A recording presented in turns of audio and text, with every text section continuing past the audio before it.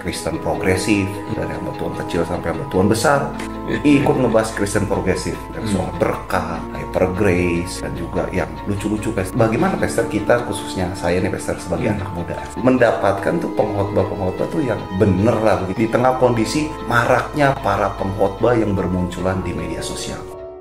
Ya, selamat datang kembali Pastor di Ruang Tiranus. Senang sekali bertemu dengan Pastor dan ruangan ini Pastor. Wah, memang tempat ini sangat berbeda. Berbeda. Di kamera tuh enak dilihat. Asik. Mungkin habis ini kita mau bawa pulang ruangan. Ayo. Pastor, ini saya mau ngebahas tentang keresahan hati nih Pastor. Bukan keresahan hati sih. Saya tuh lagi ingin mencari khotbah tuh yang bagus. Dan saat ini waktu saya lihat di YouTube itu banyak loh Pastor. Anak-anak muda bermunculan dengan berbagai macam pengajarannya. Wow. Jadi waktu saya lihat tampilannya juga kece-kece kan, menarik-menarik. Terus pengajarannya juga waktu didengar tuh kayaknya hati itu menggugah hati gitu Pastor. Kayaknya asik nih didengerin. Tapi ya nggak sedikit yang jadi kontroversi juga Pastor.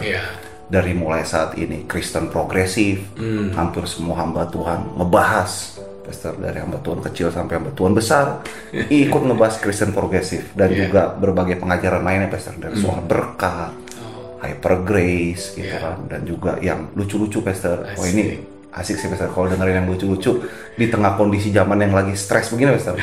Memang dibutuhkan pengkhotbah yang lucu-lucu Pastor. Nah, Tuhan bagaimana Pastor kita, khususnya saya nih Pastor sebagai anak muda. Anak muda yang mau om-om Pastor. Nah, bisa mendapatkan tuh pengkhotbah tuh yang bener lah begitu Pastor, yang tepat, pengajaran seperti apa yang tepat di tengah kondisi maraknya para pengkhotbah yang bermunculan di media sosial. Tapi sebelum Pastor menjawab, saya mau mengajak pemirsa Pastor untuk bisa subscribe, like, dan share Stephen Agustinus Channel ini bagi pemirsa yang merasa sudah diberkati dan dibangun melalui program ini, Ruang Tiranus.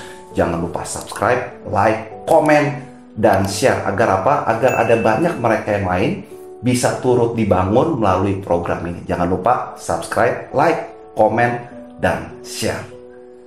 Gimana Pastor? Jawaban Pastor nih. Oke, yang pertama yang kita harus pahami, dalam setiap pengajaran yang kita dengar, sebetulnya di balik sebuah pengajaran itu ada satu dimensi rohani yang menyertai. Nah, ketika kita membuka diri untuk menerima sebuah pengajaran, artinya kita juga sedang membuka diri untuk menerima sebuah pengaruh yang akan mempengaruhi jalan berpikir, persepsi, dan pengambilan keputusan kita. Itu fakta rohaninya itu fakta rohani yang kita tidak boleh lupakan. Itu sebabnya Rasul Yohanes dalam kitab 1 Yohanes pasal yang keempat memberikan sebuah warning, ada sebuah peringatan yang dia berikan untuk kita menguji segala roh.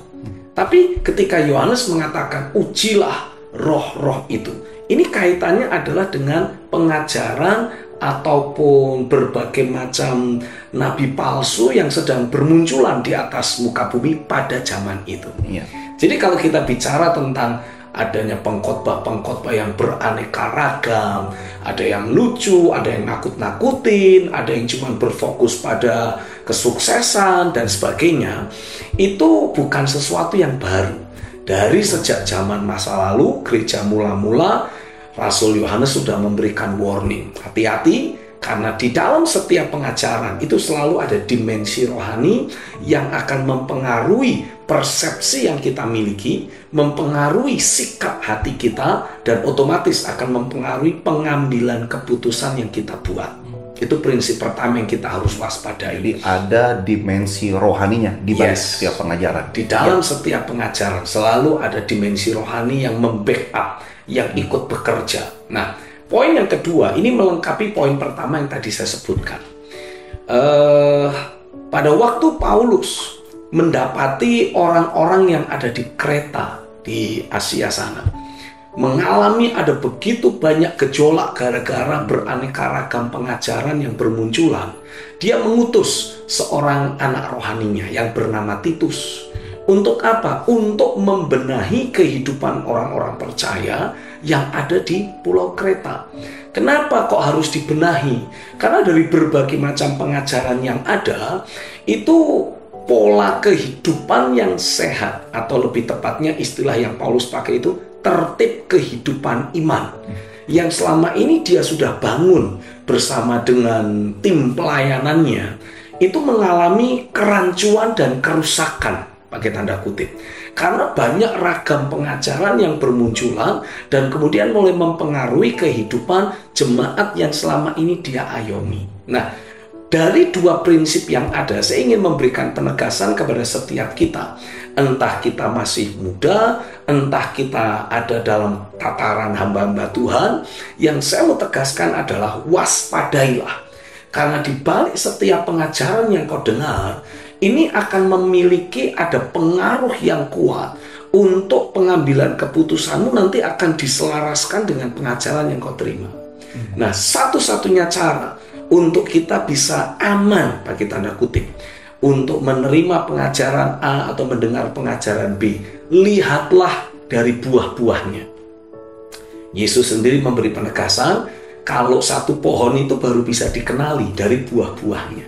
Nah, kalau kita mendengarkan sebuah pengajaran, lalu kita mendapati pengajaran itu membuat kita mulai menyepelekan kekudusan hidup, mulai menyepelekan prinsip-prinsip fondasional atau prinsip-prinsip firman yang hakiki. Nah, artinya ini ada sesuatu yang keliru di balik pengajaran yang ada. Seperti misalkan kita mulai meragukan apakah Alkitab itu satu-satunya pedoman dalam hidup kita, atau jangan-jangan ada pedoman lain yang kita bisa ambil walaupun kadangkala tidak sejalan dengan Alkitab. Kalau itu yang sudah mulai menjadi daya nalar atau persepsi yang kita miliki, artinya pengajaran yang ada sudah mulai melanggar firman Tuhan, melanggar tertib kehidupan iman yang kita punya. Karena membuat kita mulai menganggap Alkitab sebagai salah satu dari patokan, bukan satu-satunya patokan. Ada opsi lain ya, Pastor. Seperti mulai ada opsi lain.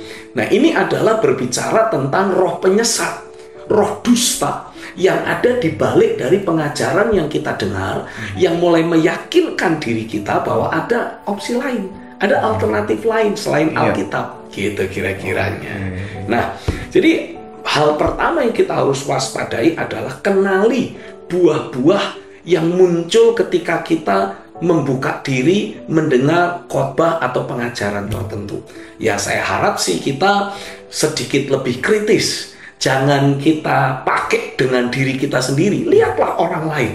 Karena pengalaman itu bukanlah guru yang terbaik. Kecuali itu pengalaman orang lain. Jangan sampai menjadi pengalaman kita. Nggak perlu kita harus babak belur dulu. Hati kita jadi mulai mengalami perubahan terhadap Tuhan dan firman-Nya. Baru kita merasa, jangan-jangan ini bukan dari Tuhan ya. Wah, repot untuk kita mendelete apa yang sudah terlanjur masuk. Jadi sebaiknya kita amati dulu. Ini pendeta A mengajarkan seperti itu. Bagaimana dengan buah-buah kehidupannya? Nah, karena pasti apa yang sudah terbangun menjadi dasar keyakinan dalam hidup kita, itulah yang akan mempengaruhi keputusan-keputusan yang kita buat. Dan kehidupan sehari-hari kita maupun kehidupan rohani itu selalu dibangun berdasarkan keputusan yang kita buat. Nah, jadi lihat dulu, apakah pengajaran yang kita mau ikuti atau kita mendengar membuat kita semakin gila-gilaan mencintai Tuhan. Kalau membuat kita mulai berpaling dari cinta kita yang bergelora terhadap Tuhan, ada yang salah di sana. Kalau kita mulai meragukan atau kita mulai mencari-cari alternatif lain selain hidup kudus, selain sangkal diri pikul salib, selain kita harus dengar-dengaran dengan suara roh, hidup hanya dari firman, artinya ada yang salah di balik pengajaran yang kita sedang akan dengarkan. Jadi apa yang harus kita buat? Filter dong. Tolak, jangan kita dengarkan. Loh, tapi kita kan juga perlu tahu. Seringkali keingintahuan kita itu justru akan merugikan diri kita sendiri. Itu adalah hasil buah dari dimakannya buah pengetahuan baik dan jahat. Karena Tuhan tidak pernah menginginkan kita mencari tahu buah pengetahuan. Tuhan menghendaki kita hidup di dalam buah kehidupan. Menikmati hanya hal-hal yang datang dari kehidupan roh, yang bersumber dari kehidupan ilahi. Tentang masalah kita tidak tahu ini, nanti kita tidak tahu itu, nah itu nggak masalah. Yang penting kita menjalani kehidupan sehari-hari kita di dalam dimensi kehidupan yang ilahi. Itu jauh lebih penting. Ya. Jadi memang kita juga harus memperhatikan buahnya dan juga kehidupan dari hamba Tuhan tersebut, Pastor. Yes, itu sebabnya kita sebagai hamba Tuhan, penyampai firman, kita harus pastikan kita ini menghidupi apa yang kita ajarkan. Dan kita mengajarkan apa yang kita hidupi. Jangan hanya sekedar teori, lalu kita sudah mulai mengajarkannya kemana-mana. Karena kalau hanya sekedar teori, ya orang tetap akan melihat hidup kita. Dan kalau hidup kita bertentangan atau bertolak belakang dengan message yang sedang kita mau sampaikan, cepat atau lambat hal itu akan menjadi batu sandungan buat kita. Nah, saya mau cerita nih satu pengalaman nih, Pastor. Iya. Jadi saya pernah ketemu juga dengan seorang hamba Tuhan, Pastor. Saya lihat hidupnya dia baik, saleh juga, Pastor. Maksudnya nggak aneh-aneh hidupnya. Bener-bener kelihatan tuh lurus-lurus aja. Karena beberapa kali interaksi pertemuan. Tapi apa yang diajarkan, waktu saya cek salah, Pastor. Maksudnya nggak sesuai dengan prinsip kebenaran firman Tuhan. Nah ini permasalahan teologi sih, Pastor. Tapi kayaknya kok nggak pas ya. Tapi hidupnya saleh. Nah apakah bisa begitu juga atau bisa sebaliknya? Ada yang kelihatannya hidupnya berantakan, nggak tertib hidup. Tapi apa yang disampaikan, ya waktu dicek dengan prinsip kebenaran firman Tuhan, ya benar. Apakah jadi yang dimaksud dengan melihat buahnya itu, Pastor, itu seperti apa? Karena kenyataannya ada yang begitu, Pastor. Kita suka tidak suka harus belajar menyadari bahwa ada memang orang-orang yang apa yang diajarkannya betul, tapi kehidupan sehari-harinya masih porak-poranda.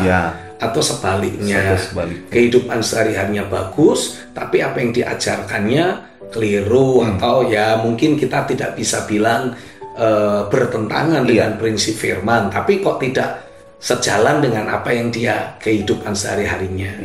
Nah, mungkin saya hanya bisa memberi penegasan seperti ini. Memang di era digitalisasi seperti sekarang, di mana keterbukaan dan globalisasi itu melanda semua orang, otomatis suka tidak suka kita harus belajar menyadari bahwa akan selalu ada orang-orang yang sedang dalam proses pertumbuhan. Sehingga sebagai akibatnya, walaupun dia mengajarkan hal yang benar, tapi kehidupan sehari-harinya belum sepenuhnya menjadi patokan, belum bisa dijadikan sebagai contoh, teladan, atau pola. Atau mungkin ada juga orang-orang yang kehidupan sehari-harinya bagus, tapi apa yang diajarkannya seringkali nggak make sense. Seringkali membuat kita bertanda tanya. Nah, kenapa bisa seperti itu? Ya, saya mendapati kadangkala memang akan selalu ada orang-orang yang jalan berpikirnya itu kayak kepleset.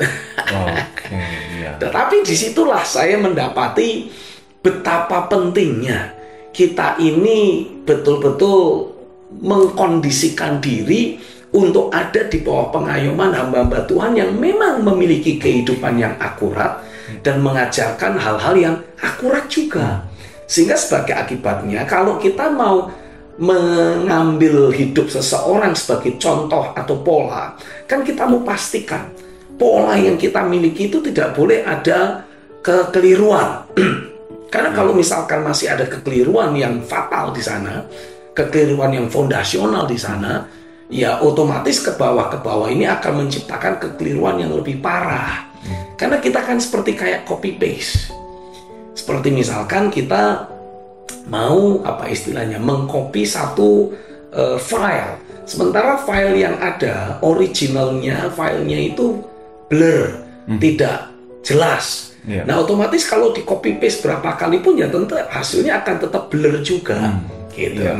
Kita mau pastikan kita dipertemukan oleh Tuhan dengan hamba-hamba Tuhan yang memang sudah matang, sudah dewasa, sudah melewati proses pembentukan tangan Tuhan, dan sekaligus memiliki wawasan firman yang dalam, wawasan firman yang akurat. Sehingga sebagai akibatnya dari sisi pengajaran tidak ada masalah, dari sisi teladan hidup juga tidak ada masalah. Sehingga kita dengan merasa nyaman, dengan rasa aman bisa mengikuti teladan hidupnya dan memastikan kehidupan kita pun akan memanifestasikan Kristus secara nyata.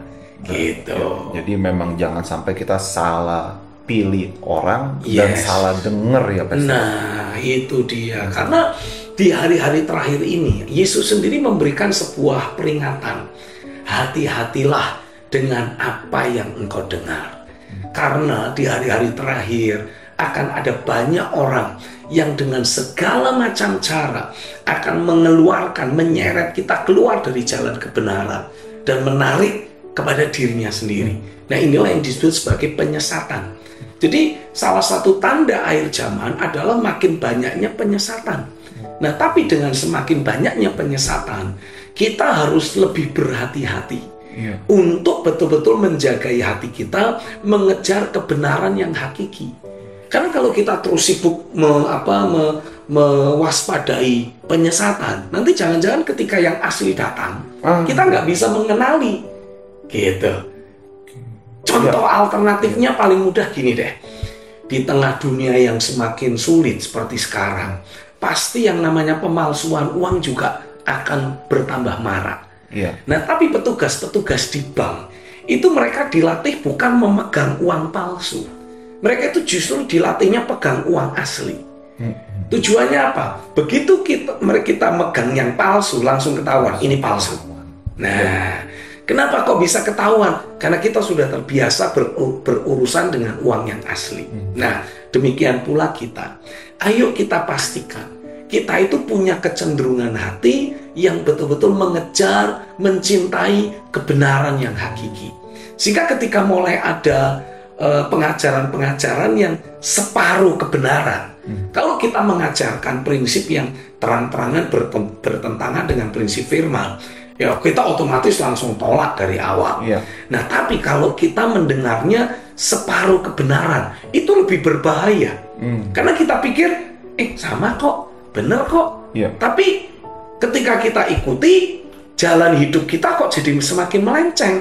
Jalan hidup kita kok jadi semakin aneh-aneh. Seperti misalkan contoh, salah satu poin penting yang Paulus jadikan sebagai inti pengajaran atau inti pelayanan dia adalah bicara tentang rahasia Kristus. Christ in you. We are in Christ. Christ in you is the hope of glory. Nah, tapi ketika ada orang-orang yang mengajarkan prinsip tentang hidup di dalam Kristus dan Kristus hidup di dalam kita dengan sikap hati yang keliru, dengan spirit yang salah, ini nanti pelan-pelan akan mulai bergeser. Loh, kalau aku di dalam Kristus dan khususnya Kristus di dalam aku, berarti aku adalah Kristus. Nah, ini udah mulai kepleset ini. Nah, kadang-kala ketika dalam kondisi kepleset seperti itu, dia tidak langsung menyadari bahwa dia sudah mulai ada di dalam ketidakakuratan.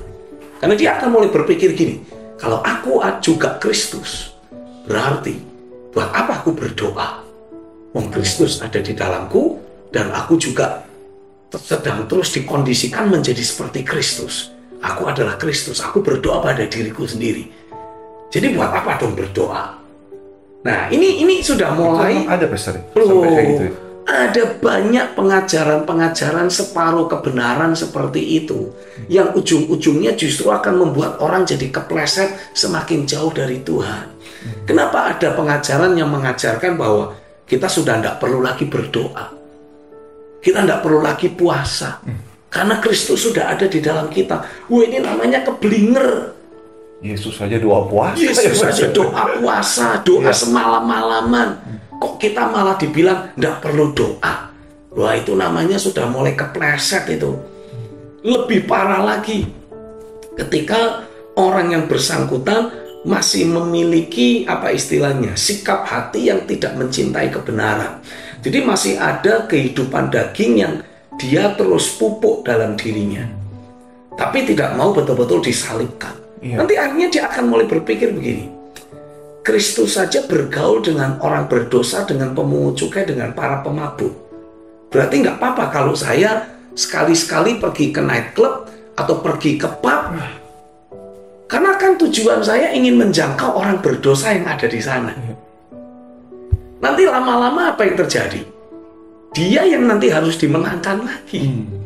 Awalnya pergi ke pub, pergi ke nightclub ingin memenangkan jiwa. Tapi ketika suasana ada di sana dan sikap hatinya belum betul-betul tahir, awalnya pesennya orange juice minumnya. Nanti lama-lama ganti jadi whisky. Sama-sama kuningnya dalam kondisi remang-remang gak kelihatan bedanya. Nanti pulang-pulang sudah jadi pemabuk. Nanti dia yang harus dimenangkan ulang. Iya. Itu yang mesti kita waspadai ya, Pastor. Kelihatannya kayak oke-oke aja, tapi ternyata menuju jurang itu, Pastor. Betul. Itu sebabnya penting sekali kita memperhatikan buah kehidupan yang masih terus dibawa atau dipertontonkan oleh orang-orang yang mengajarkan sesuatu. Apa buah kehidupan yang dimunculkannya? Dari situlah kita bisa mengenali ini nabi palsu atau bukan, ini pengajaran sesat atau bukan, ini pengajaran separuh kebenaran atau 100% kebenaran. Saya bisa rasa sekali waktu Pastor Stephen bicara seperti ada warning soal kecenderungan hati ya nih, Pastor. Oh yes. Kita kayaknya mesti waspadai kecenderungan hati ini. Betul, karena kalau kecenderungan hati kita masih belum sepenuhnya tertuju hanya kepada kebenaran, maka otomatis kecenderungan hati kita ini yang nanti akan menyeret kita keluar dari kebenaran yang hakiki. Saya bersyukur ketika sekali waktu saya itu mulai berinteraksi dengan orang-orang yang, saya pakai kasih tanda kutip lah, dipakai Tuhan luar biasa. Lalu dia mulai mengajar tentang dunia roh dan sebagainya. Ketika saya mendengar orang tersebut mengajar, saya itu seperti merasa apa yang dikhotbahkan, apa yang diomong sebetulnya tidak ada salahnya.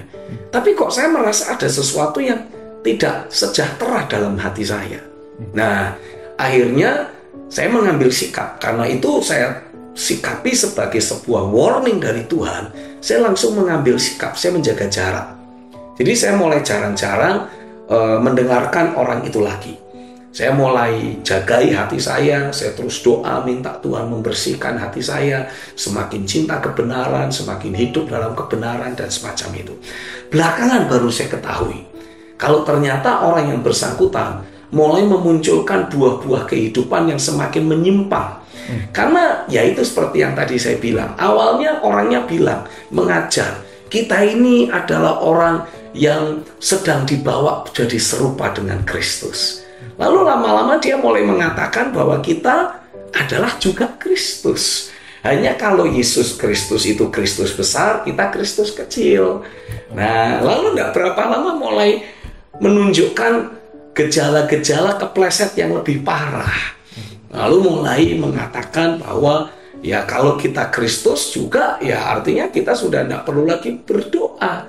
Mau meminta kepada siapa lagi? Karena kita sudah menjadi Kristus. Nah, dari situ saya mensyukuri warning yang Tuhan berikan karena adanya kecenderungan hati yang tertuju hanya kepada kebenaran yang hakiki. Oh Tuhan, saya berdoa biarlah seberapa banyak kami yang mengikuti program saat ini, kami betul-betul alami Roh Kudus terus bekerja, penyingkapan firman terus terjadi, membawa kecenderungan hati kami hanya tertuju pada kebenaran yang hakiki. Hati kami terus mengejar, hati kami terus mencintai kebenaran yang betul-betul datang dari Tuhan, sehingga kami tidak akan pernah bisa diserongkan, kami tidak pernah bisa dibelokkan dengan pengajaran sesat ataupun pengajaran-pengajaran yang hanya menyampaikan separuh kebenaran. Di dalam nama Yesus, hati kami terus tertuju hanya pada kebenaran yang hakiki. Terjadilah di dalam nama Yesus. Haleluya.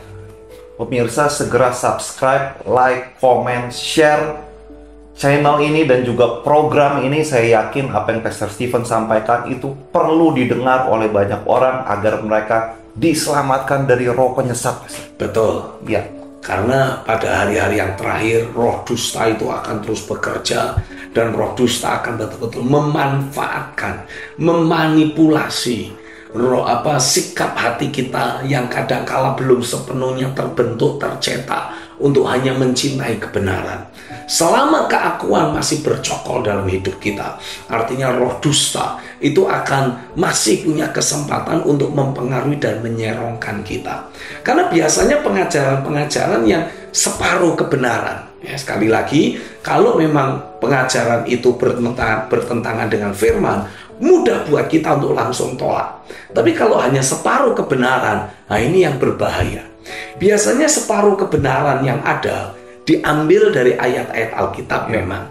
Tapi separuhnya lagi itu masih memupuk keakuan, memupuk kehidupan daging, memupuk kehidupan yang manusiawi, yang membuat orang merasa, nah ini lebih gampang, ini lebih enak, ini lebih mudah. Karena kecenderungan manusia memang selalu ingin mencari hidup yang enak, yang gampang, yang tidak terlalu susah, sulit.